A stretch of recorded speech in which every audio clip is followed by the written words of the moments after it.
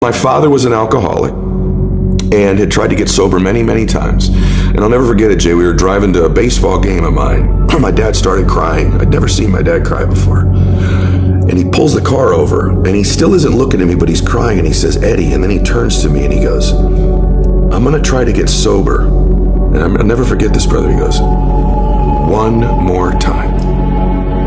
Then my dad gets sober. He comes home from rehab. I say, "Daddy, are you never gonna drink again?" And he said, "I can't promise you that. I can promise you I'm not gonna drink for one more." Wow. And he lasted the rest of his life stacking those one more days up. And so I know the power of one more. And Jay, the other thing, I also know humans can change. I watched my hero do it. I watched my dad live my first 15 years.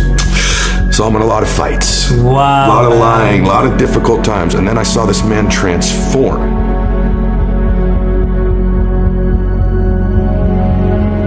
Addiction is a behavior that you would like to stop, and when you try to, you cannot. Addiction begins with pain and it ends with pain. You are in pain, you practice whatever it is you do to get you away from the pain, whether it's pornography or food or sex or drugs, and then it leads to more pain, and then the cycle begins again. I define addiction as the continued compulsive use of a drug or behavior despite harm to self and or others. Addiction is the most human thing there is. And when you understand it, when you don't understand it, it looks like an aberration and an abnormality and some kind of a moral deviation. But when you understand it, it's a very human thing. If you are leaning on something, anything that you attempt to control is something that you probably have a problem with. If you are asking yourself, can I stop this? Then you're in a prison of your own mind. And in that moment, I understood that it was going to kill me.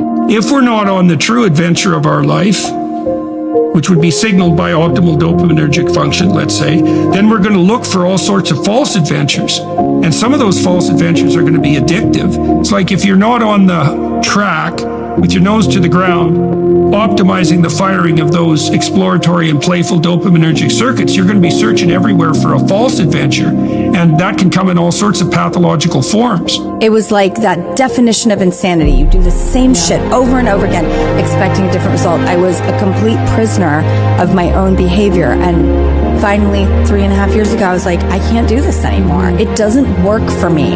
And when I finally let go of that, it made me realize that I was capable of great change, that I totally rebelled about. I was like, I will master this toxic behavior of mine. I didn't want to do it. I had tried to quit, you know the deal, at least 10 times a day. So every day, it's not just the drugs, it's not just what you're doing to your body, it's like the number of times I quit and couldn't quit, right? And then started again. Like, you know, it's just like you start like losing any sense of self-respect. You know, it didn't matter how many people around me were like, "You okay? Like, this isn't good. You need help." No, it didn't matter. That is what addiction is. You can't run from the things in your life that happen.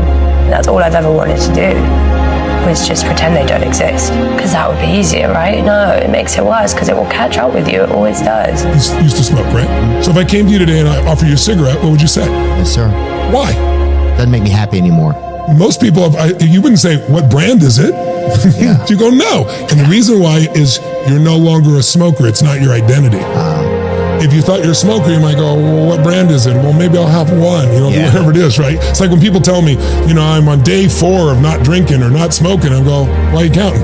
So you can tell people how many days you last this time before you go back again. It's like when you change your identity, I'm not one of those, you're not going to do it anymore. If you do go through this, you yourself can get through it. You can get to the other side, and it may be bumpy, but you are a 10 out of 10. Like, don't forget it.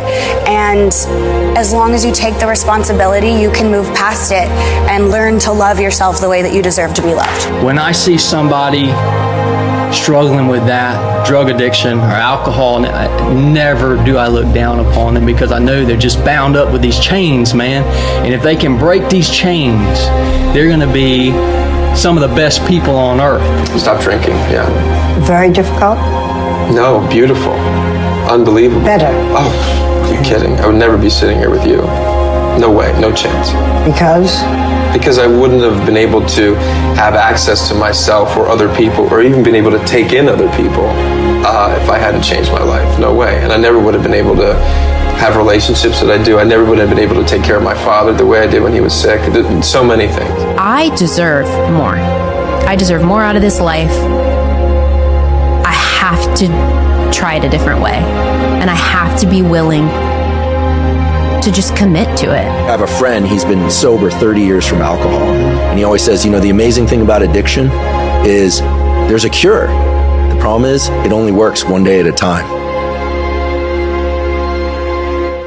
So addictions are things that are with you all the time. You never win. You just win the battle today. It is people who have constant vigilance until certain neuroscientific changes are made. That's really when you can conquer it. But for now, don't try to beat it. Try to resist. And the problem with that fight is like, you can win 1,000 times, you know, you only have to give in once. It's fucking hard because you've taught yourself this is the only way to ease my pain. I'm in pain, this is the only way to make it better. The cure for addiction is suffering.